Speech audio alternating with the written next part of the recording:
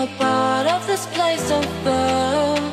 And I know it cannot last, but at last I can finally breathe. And I know it cannot last, but at last I can finally see.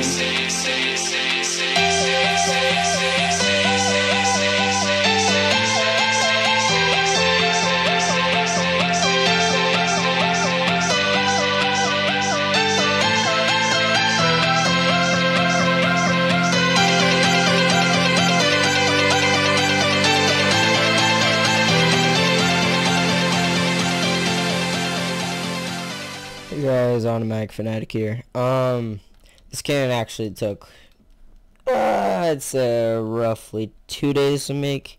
Well, on and off of it actually, because, so in total this probably took like 2 hours to make, I think, approximately there, around there.